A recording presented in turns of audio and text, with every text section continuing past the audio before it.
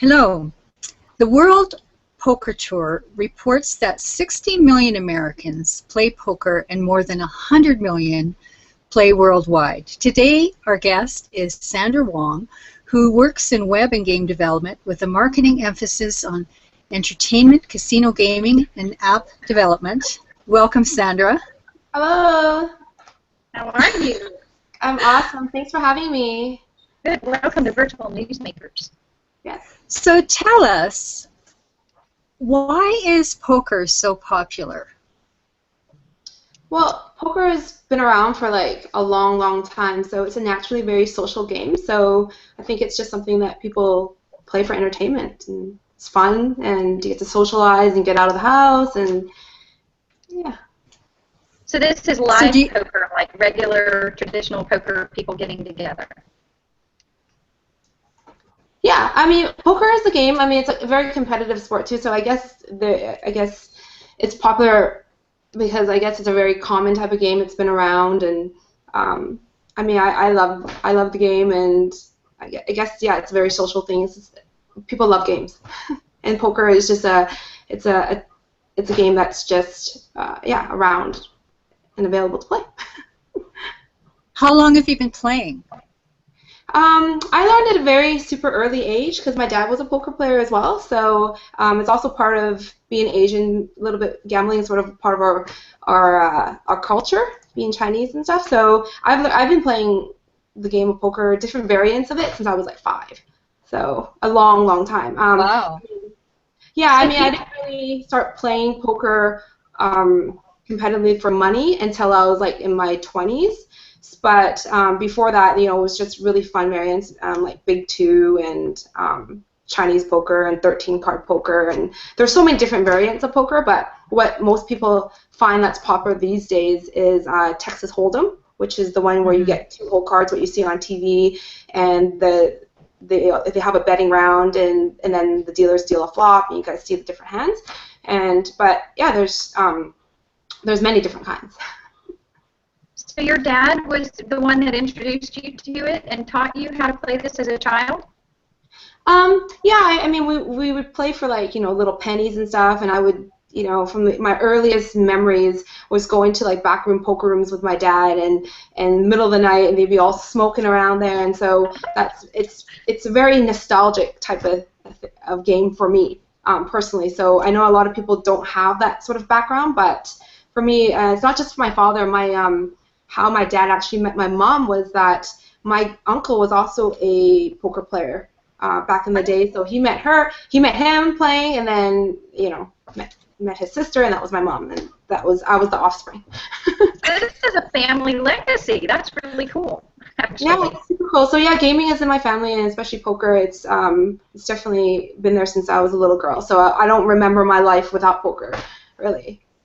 Wow. Nice. Yeah, or even gaming. Like my dad was a big like horse racer as well, and so he also loved lotteries, and he loved Keno. He loved pretty much anything to do with gaming. I just took on poker because I liked the fact that it wasn't just based on luck. It was also something that I could like be skillful at and just get better and better as I learned the game. Yeah, that's one of the things I notice about poker. When you look online, there are so many sites and blogs and links on strategy and how to do this, how to do that. And actually, I was looking at, now I can't, Daniel, is it Negreno? His blog, he says, a pro player is a small business owner in the business of entertaining their customers. So when you are in a poker tournament, how much of that is about trying to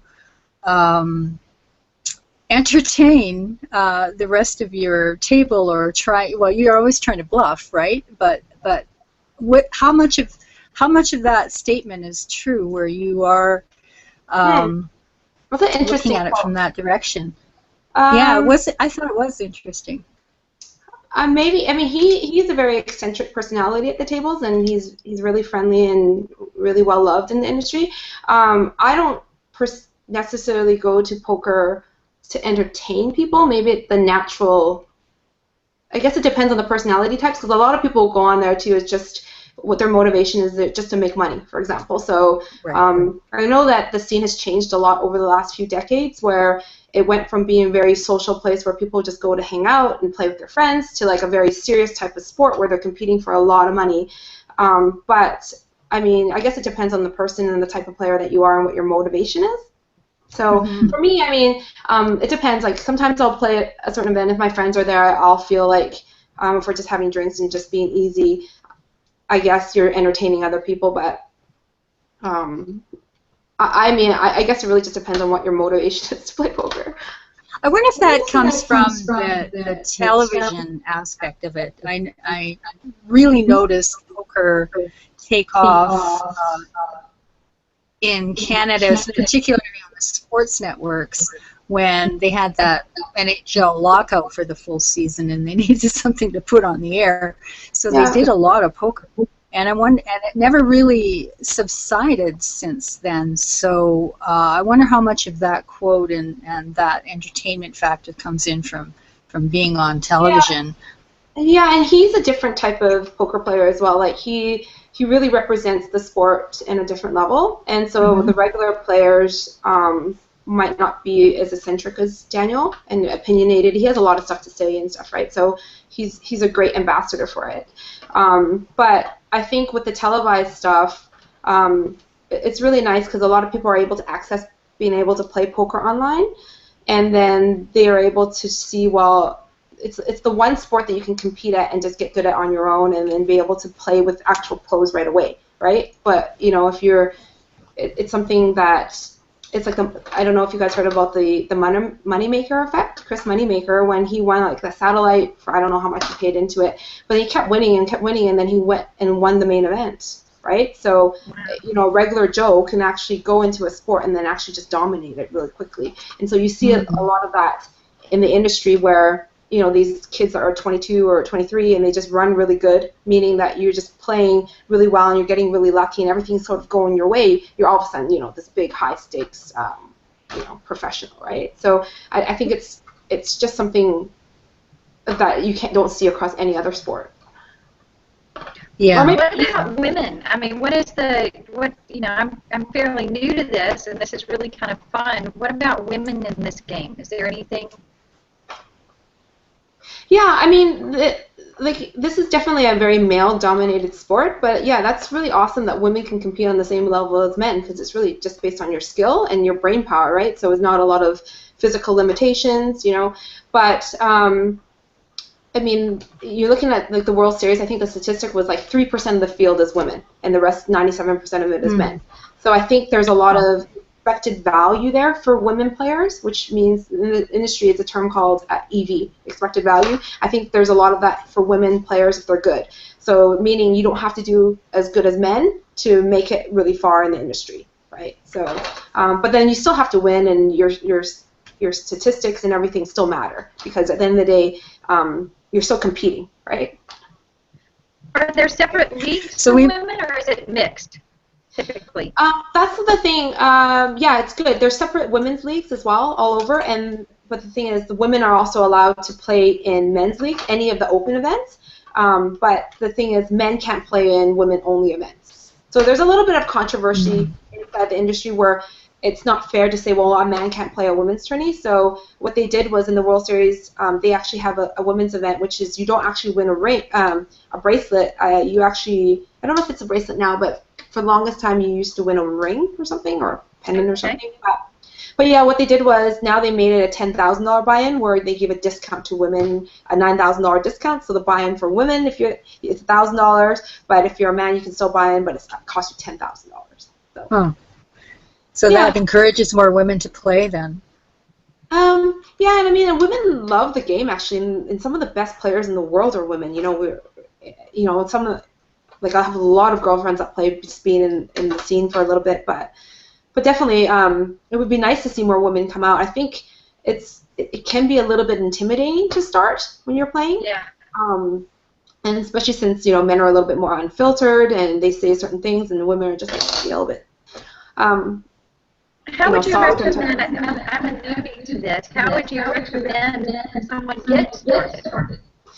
It's like if you wanted to start playing, I mean, learn the game first. There's a lot of options on Facebook, like free games, right? So that's actually what I specialize in my career is Social Casino. So places like even Party Poker or the real money gaming sites like PokerStars, they all have a variant of the game where you don't have to deposit any money. You can just get some free coins and just get familiar with the tables, get familiar with the situation and the rules. You definitely have to learn how to play a little bit before you start. Yeah. And also online, heard of Zynga, Texas Hold'em. Just pretty much go in the search bar inside of Facebook and just put poker or Texas Hold'em and just learn. Just feel out the game, right? And see the people coming in and out. There's different personalities. The best way to learn is just to play. Just try. Okay. Right. Jump in. Yeah, just jump in. Each site also has the rules and regulations in the back too, I imagine, for the newbies that are just new to the game, and particularly each website probably has its own set of rules. Are they all common? Poker rules? Yeah. They're pretty similar. So, I mean, poker is poker at the end of the day, right? And just like I was saying about the different variants, it just means the different types of poker. So, Right. to say, for example, the difference between like of another popular variant would be say pot limit like Omaha. So Omaha, instead of getting dealt 2 cards first, you get dealt 4. But you still see the flop, the turn, and the river, and there's different betting rounds. You guys are probably familiar with something called draw poker, which is pretty much you get dealt 5 cards, and everybody gets dealt 5 cards, and then you make the best 5-card hand with that. And then you just pretty much look at it, and then if you just discard the ones that you don't want, and someone deals you again, right? So it's really just learning what hand beats what. I mean, maybe that's a good place to start. It's like saying, well, knowing what to throw away and what is a good hand. Yeah. So what poker do you like to play the best? Well, I've been playing poker so long that I go into different games all the time, depending if I get bored. So I mean, I put my most work into Texas Hold'em. So I guess it depends on if I'm playing for money. I obviously want to play the game that I'm best at. Usually, I'm really into playing. Right now, I really like PLO right now, which is Pot Limit Omaha, because it offers me a way to get better at it and a different variation, because I'm a little bit bored of Hold'em right now, and so I play a lot online. I don't have a lot of time to play live events because it takes the whole entire day. Because normally when I do it, I normally play tournaments, but when I play online, I'll play new innovations that PokerStar has, fast fold poker. Or sit and goes, which is a single table tournament where you just it's 9 to 10 people at a time, and you get paid. The top 2 people get paid, so you just have to last that long. So yeah, but my favorite variant I think right now is Omaha. Cool. Yeah. So when you're qualifying for some of these tournaments, is it just a learn the game and pay the fee? Because I imagine not everybody would really, or can anybody, Joe Blow off the street, if they learn the game and have the money, can anybody go into the tournaments? Yeah, absolutely. You just have, with poker, you just need money. And at the end of the day, you just need money. If you don't even know how to play and you just have unlimited funds, you can actually just go buy into every event and learn there, really. Wow. So really, a lot about professional poker players is just, there's not that much difference between a regular person and a pro. It's just the fact that obviously the skill level, but it's a lot to do with, like you said, bankroll management. So if you have a certain unlimited funds, you could really just move up in the poker industry really easily, because there is a luck variant to the skill component as well. Right. And I guess that alone is probably one of the reasons why it's so popular.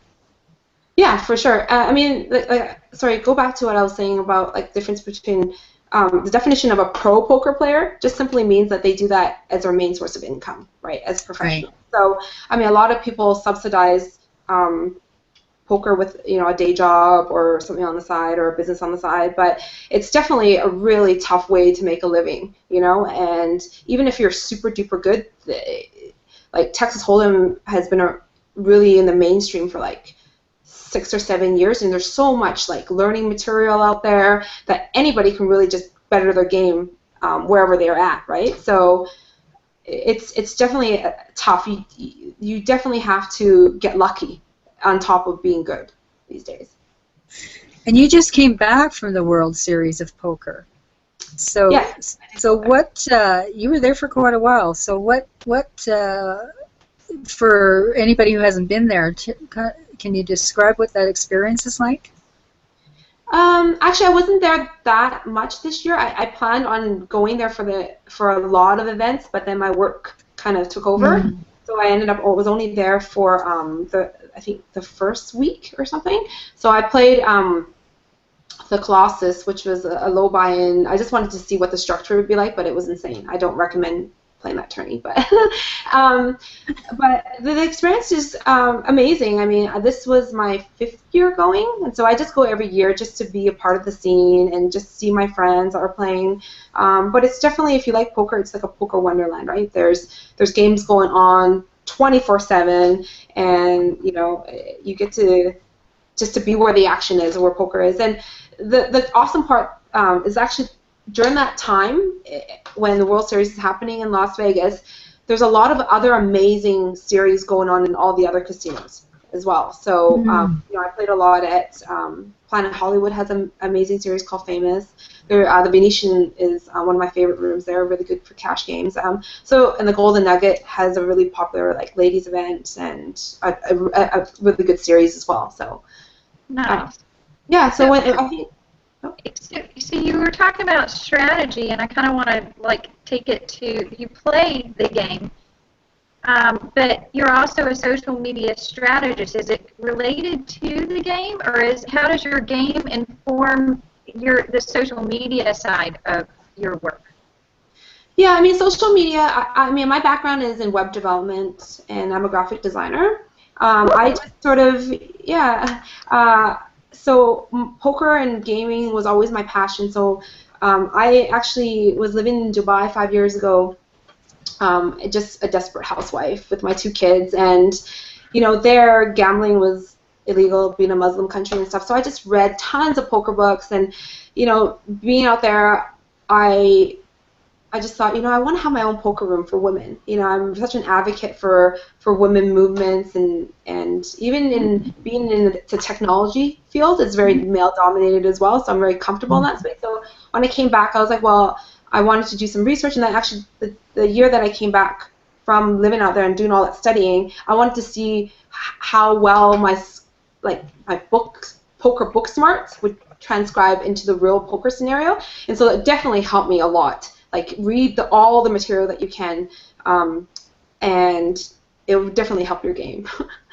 Poker is just never-ending education. You know, you have to keep learning and adapting, and every time you sit down at a table, it's a different scenario, right? You have to figure out how you'll be patient, like figure out where you stand at that table. And there's this really cool quote in the poker industry that says, if you don't know who the fish is, in the first minute, you're probably the fish, right? So, fish. Interesting. Yeah. So going back to what you were saying about my work, yeah, I think I'm actually right now, I transitioned from being a app designer to more over to being a game designer, and that really came from being a poker player as well, because I'm able to see not only from a business perspective, but also from a player's perspective. So I take that into my game design, and I just happen to niche myself out into merging my 2 passions. You know, my talent is in marketing and in design, and my love for competitive sports and gaming, and in particular poker. It just all went hand in hand, and I just love the casino lifestyle. Like, it's almost just Social Casino was just I don't know, I feel like I'm just meant to do it, you know? Yeah, I do. I'm curious, too. I want to know more about how you got into, what was your process from shifting from web development and graphic into game design, because that is really, to me, there's so much potential and high possibilities.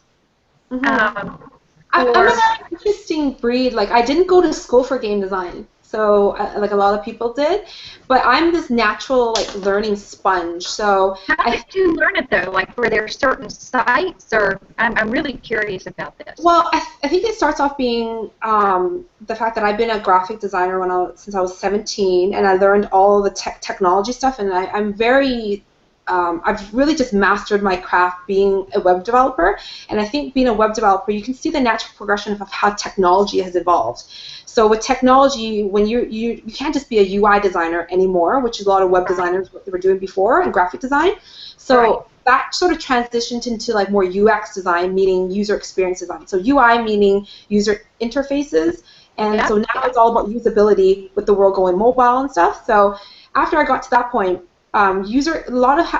dealing with user experience, and game design was sort of a natural progression for me, because I was always looking at, well, how do I engage the audience with how do I engage them with new content? How do I retain them? How do I convert them to make money, right? And so because I was doing that so long, I ended up building all these teams, and I would end up coaching them. So I was like, well, gamification kind of came into the picture. It was like, well, how do I create all this motivational type of mechanics to get people to sell? So it was actually a lot of gaming has a lot to do with marketing, and it's just about the psychology behind influencing behaviors, and it's just labeled differently, but I felt like it was just a very natural fit for me, and it just fell into my lap, and I was just so good at it, and I just happened to it just happened at the right place at the right time, because at that time Facebook was Zynga was launched Texas Hold'em, and then Double Down Casino, I don't know if you heard of that, was a huge acquisition, and so during that time there was a lot more data and material online that I was able to research, so it's a lot of just being so geeky about it, and I just sat here and read all the articles I could. LuckyLadyGames.com was my own social casino, so I ended up trying to build my own startup, and then in that time as well, I started blogging, and in the first year that I was building my game with my startup, I ended up, I think, writing over 300 articles, and so I wrote a lot of blogs, and I just wanted to, I'm just that type of person where I needed to be, I guess, know everything about a subject before I guess I just wanted to be the expert in that space, and I never thought that I would be a consultant working for other companies. I always wanted to be knowledgeable from my own startup, and when that kind of fell through, I was like, I had all these skills, right? And then and then that time also I networked a lot, and I met a lot of people, and it just happened, the industry and my skill set and everything kind of just went together. Yeah, and I'm curious, because I see all these kids and parents, they're naturally gravitating toward mobile games and stuff like that, and I see the parents freaking out because their kids, and I'm like, you don't understand, they're using games to learn. And you said it within the first minute of this interview. You said people love games. And you didn't say kids love games or older people love games or women love games. You said people love games.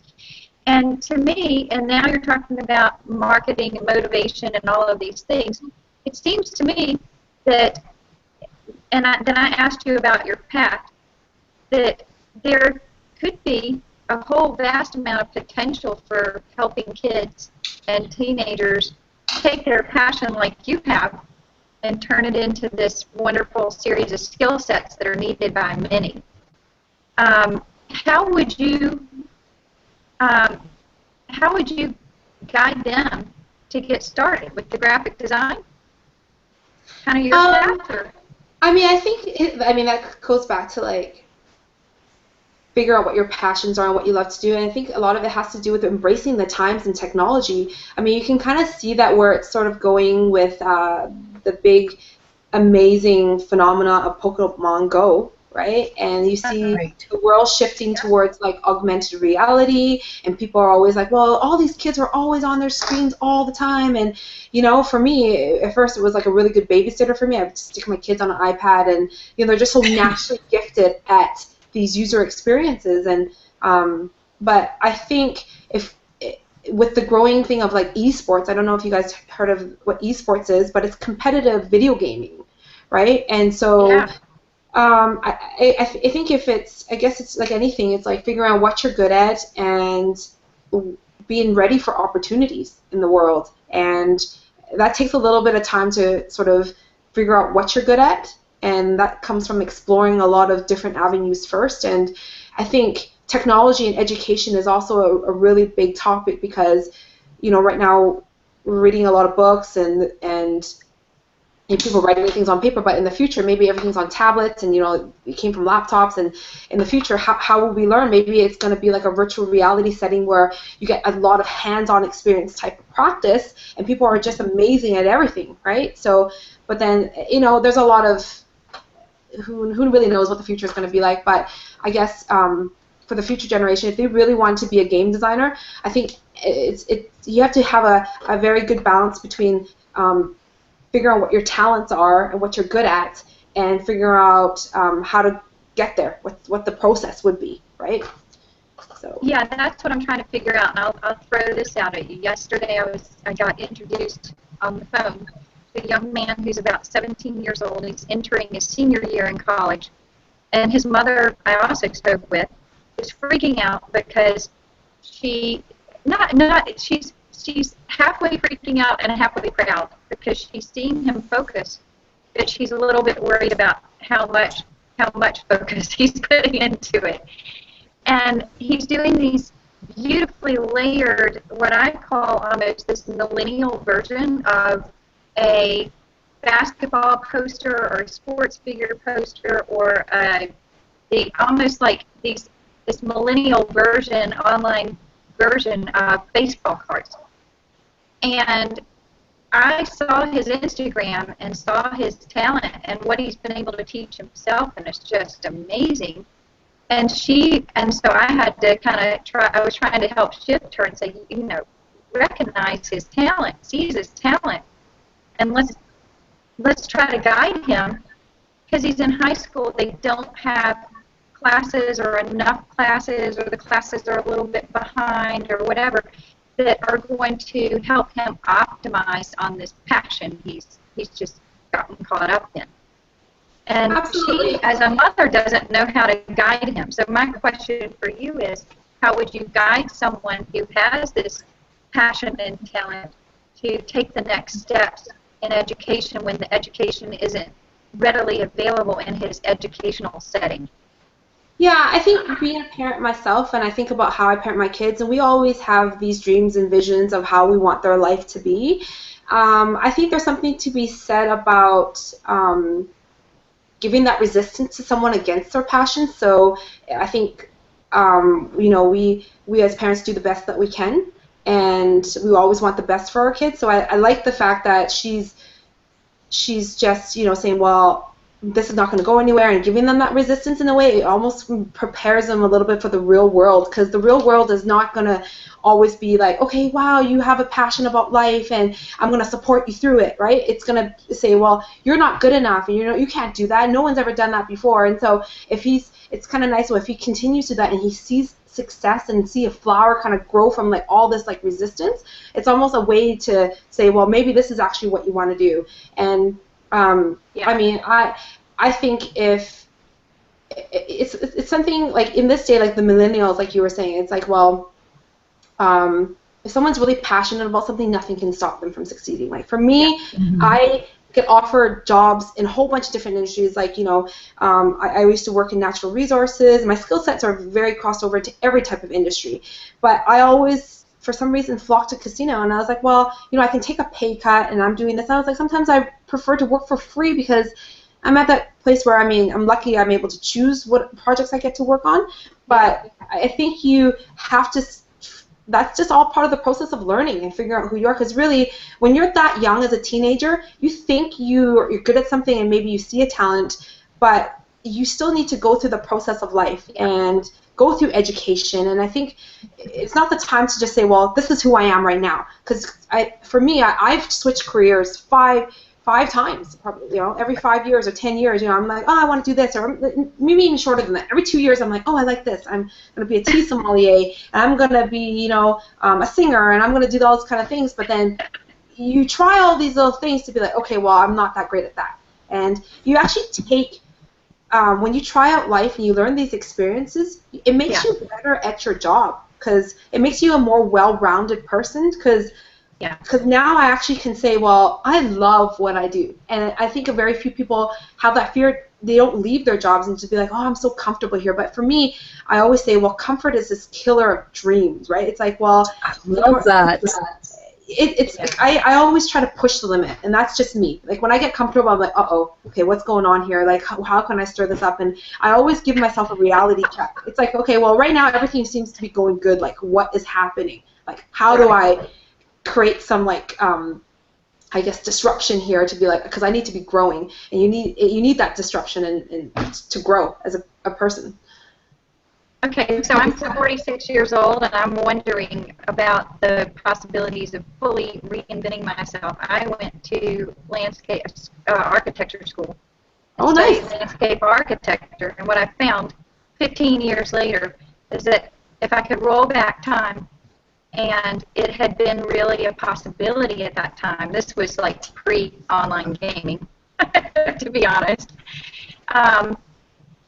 How would somebody who probably wants to be a game designer or developer when she grows up make that happen? I mean, whether you're 46 or 17, you just start running with your passion and sucking in as much information as you can? Or are there programs that you would recommend? Or well, I think it starts off with you just don't all of a sudden naturally just make a decision one day to be like, okay, well, I'm going to be a football player, right? It's not like that decision. It's almost like it's ingrained in you already. So these talents have followed you your whole path, right? It's not like there's this thing about you have to have a natural ability and passion for it, and then talent is like you work at it every day and get better at it. So, I mean, I think if you're naturally just all of a sudden going to say, well, I'm going to be a landscaper, I mean, you've obviously had a love for it before. So, I mean, I think it goes back again to what's the why of why you're doing something, like the motivators behind that, because if you're not going to be a game designer if you don't naturally love playing games, like you won't understand how that passion would feel, right? So I think it's really about figuring out who you are as a person, and that comes from trying out a lot of things and saying, well, maybe this one thing right now is I'm really good at this, so I'm going to try it out a little bit, and then hopefully, you know, for me, I've been an entrepreneur since like 11, so I always say that entrepreneur is not something that you do, it's a personality type. So for me, I'm always just really in tune with what my talents were, and I always was paid for my very first gig as a graphic designer. I always just followed the opportunities. I never was like, okay, well, I need to prepare myself for this. I was always like, well, I'm already ready for it. I always would take the opportunity when it was there, and then be like, okay, well, you know what, I can do this. But once I get the project, I'm like, okay, I need to learn this like really, really quickly, and I need to learn it and be good at it, because if someone's paying me, I need to like step up, right? So I always gave myself that internal pressure. So I don't know if a lot of people have that type of personality type as me. So I think there's one thing to be ready, but you don't want to be overly ready where you're overthinking things. It's like if something was meant to be yours, and just seize those opportunities when they come, because like they might not come again, right? And if they're offered to you in the first place, there must be something there. Someone saw something in you, right? So don't be afraid to just take it. Yeah. You know what I'm hearing you say? What? It goes back to our earlier conversation at the beginning, where we're talking about poker. In fact, I just thought of your book title, Life is a Poker Table or whatever. But because really, life is like poker. It's a game of chance. So whatever you do, like you've just described it through the whole interview, is you just seize opportunity whenever it's presented, and if it doesn't work out, fine, you go back to the drawing board. But it's interesting, hearing you talk about this, and which is extremely inspiring, I must say, and how it also, I'm also kind of seeing it relate back to poker. Absolutely. I think poker is I actually wrote an article about this. I'll send it to you afterwards. But it's like how, what's the title? What did I title it? Hold on, let's just grab it. It's on my LinkedIn page.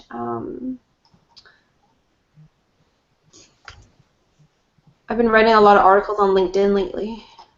I've seen some of your blog articles, and they are quite good.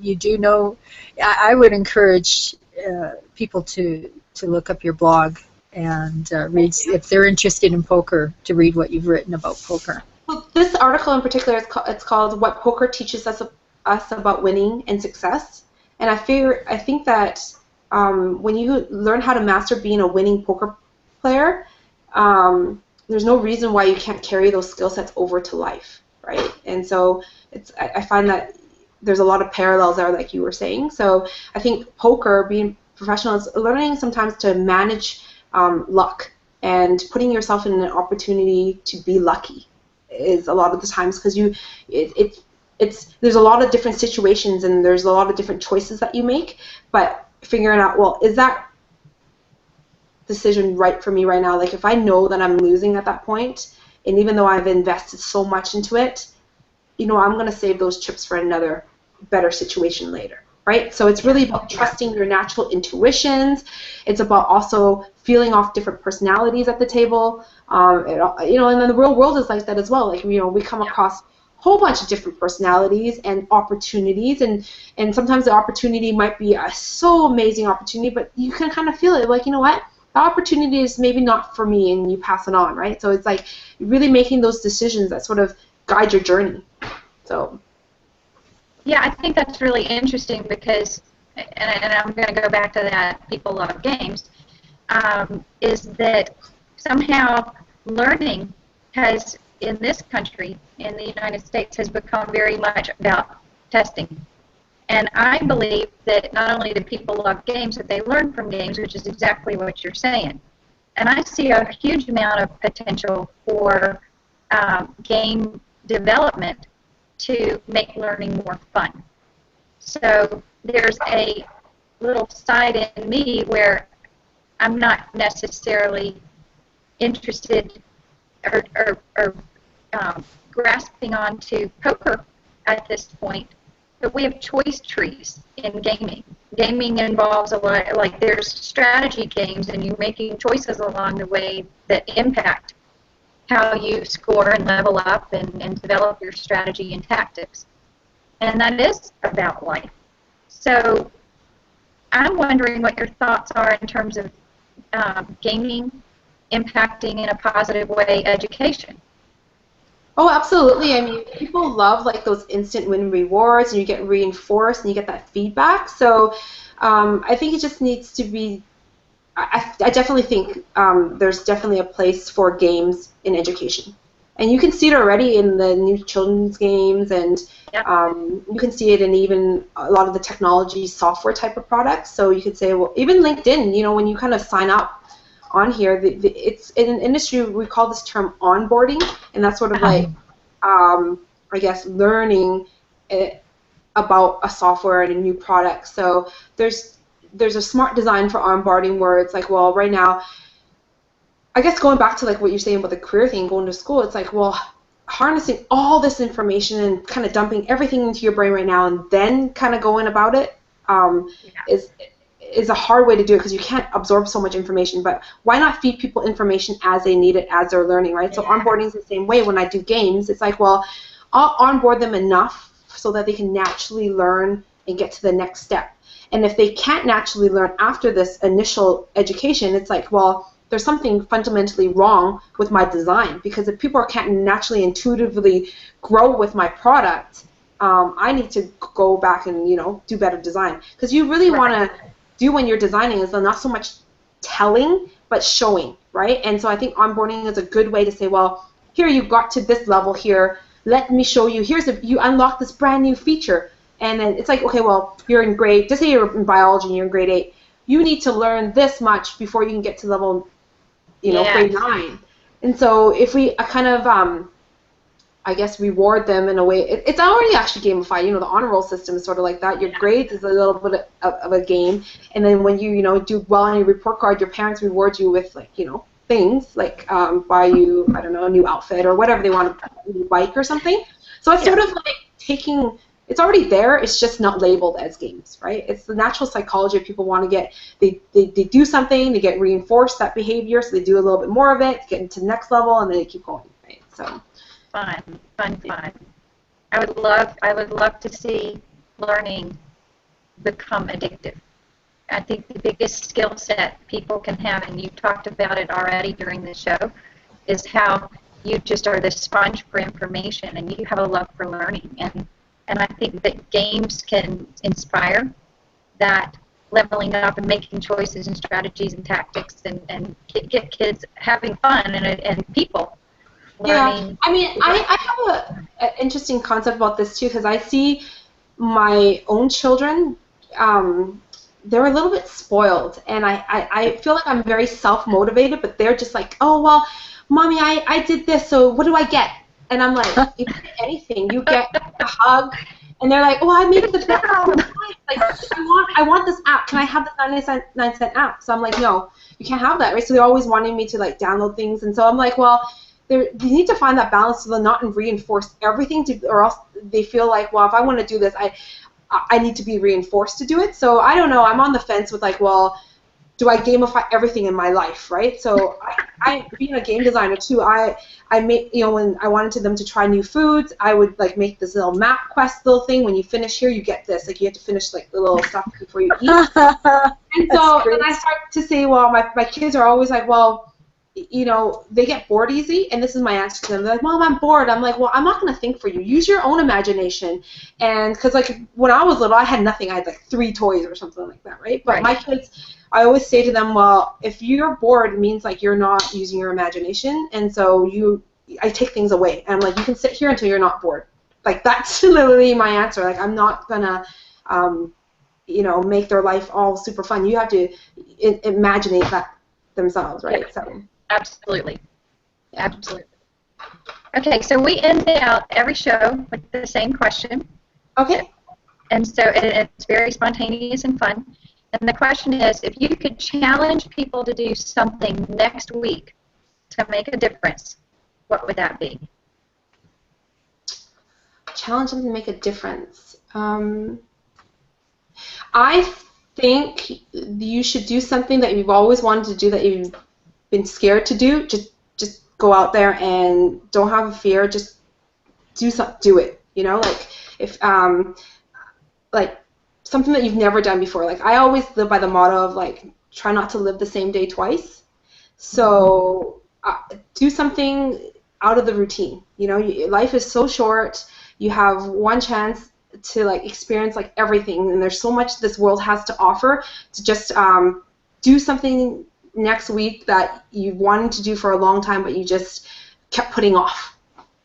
I guess, like the Nike motto, just do it. That's sort of my life motto. Love it. Well, it goes back to that comfort's the killer of dreams. So if you're seizing that opportunity to get out of your comfort zone, then maybe you're taking steps forward into your dreams. Absolutely. I mean, and also, like, taking those steps, it might just take you to a different place in your life that you never thought you would actually end up, right? So don't stress about the small little things. Like, think about the bigger picture. Those small little things inside your head. There's a bigger world out there, and more. It's so expensive. Just really just have no fear and just go out there and, don't stress about the little things. Love it. Love it. Love it. Okay, so for people our audience who want to learn more about you and get in touch with you or ask questions or read your blog, where is the best place for them to find you? I'm pretty private outside of my work stuff. So I guess Twitter would be the best place, is where Debbie actually found me. So I tweet under the handle AstroGirl, which is ASTROGURL. I reply there, and I'm on there all the time. And a lot of times I don't generally read a lot of tweets, but what I do is I use that as sort of my log for when I'm learning things. I'll retweet things that I want to read again, or little cool little like tidbits of information here and there I'll just post. So yeah, if you reach out to me there, that would be perfect. What about your blog too? Let's talk about that really quickly. My blog right now has kind of taken a life of its own. So it's just so heavy that I've sort of used LinkedIn as sort of my filter for my actual content, because I actually have writers that write for me as well underneath there. So some of the things might be ghostwritten, but because I really SEO'd it a lot, so that it just drives that traffic right now.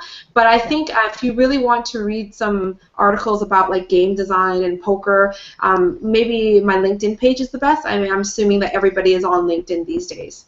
Yes. However, when I type in Sandra Long, there's about yeah, my name is so common. That's true. I need to figure out which one is you. We'll put the link. We'll put the link in the YouTube archive too when we're done. Right. Okay. Yeah. Or maybe just Twitter. Maybe Twitter is the best, because sometimes when I write something, I'll tweet it out to be like, oh, here's my new article on like player motivations for slot machines. All right. Great. Awesome. Well, that answered the question. All right, good. Well, we want to thank you for joining us today on Virtual Newsmakers. Yeah. And, you know, here's to going out and doing something scary that moves us forward into our dreams. No fear. Thank you for joining us. Okay, thanks so No much. fear. That's awesome.